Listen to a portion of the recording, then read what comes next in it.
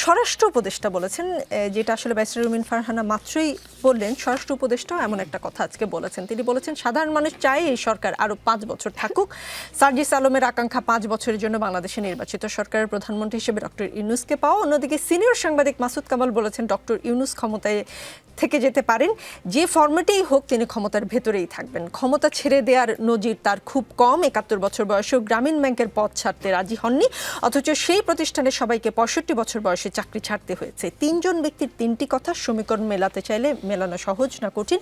আর আশিক চৌধুরীর প্রেজেন্টেশন নিয়ে যেমন প্রশংসা লোকের মুখে মুখে, কি পেলাম না সেই হিসেব আর প্রেজেন্টেশন কতটা সুন্দর হয়েছে সেই হিসাব, সেই সমীকরণটা কি মেলানো যাচ্ছে কিনা?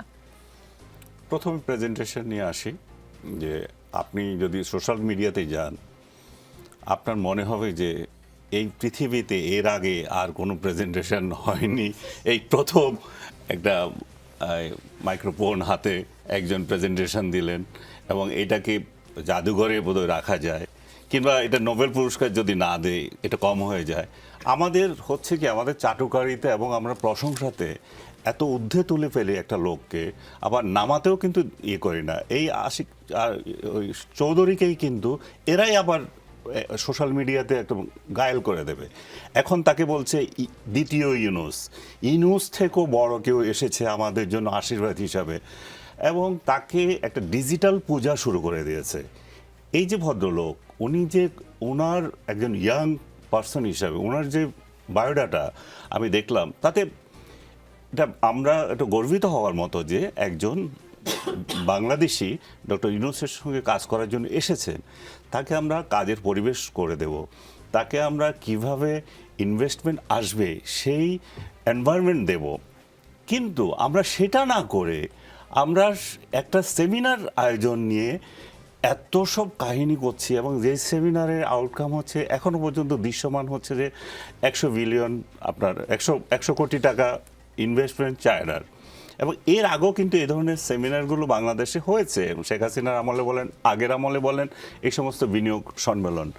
এবং যেই ইনফ্রাস্ট্রাকচারের উপর আপনি দেখাচ্ছেন লোকজনকে, এগুলো তো বিগত সরকারগুলোরই করা।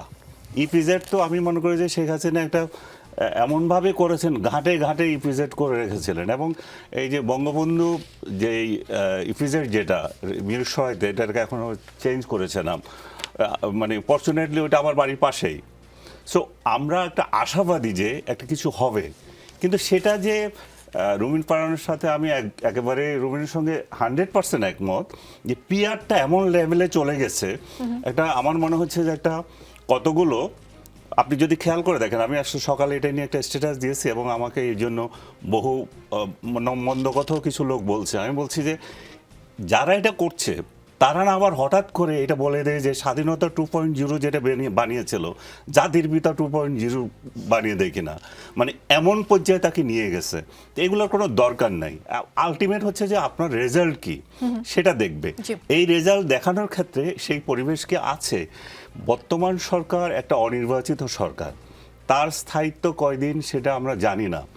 আপনি যেদিন বিনিয়োগ সম্মেলন করছেন সেদিন বাংলাদেশি বিদেশি প্রতিষ্ঠানকে আপনি হামলা করছেন। আপনার বার্তা তো অলরেডি চলে গেছে, আপনি কি বলতে চান, কি দিতে চান। যারা বিনিয়োগ করবে তারা দুইটা জিনিস দেখে, আপনার এখানে লেবার সুবিধা কতটুকু, কর সুবিধা সে কতটুকু পাচ্ছে।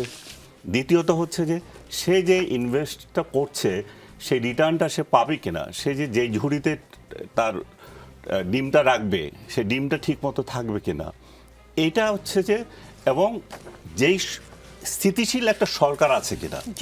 যখন একটা নির্বাচিত সরকার না আসে তখন কোন বিনিয়োগকারী ভাববে যে এই যে আমি যদি এখানে বিনিয়োগ করি তাহলে আমার কি অবস্থা দাঁড়াবে।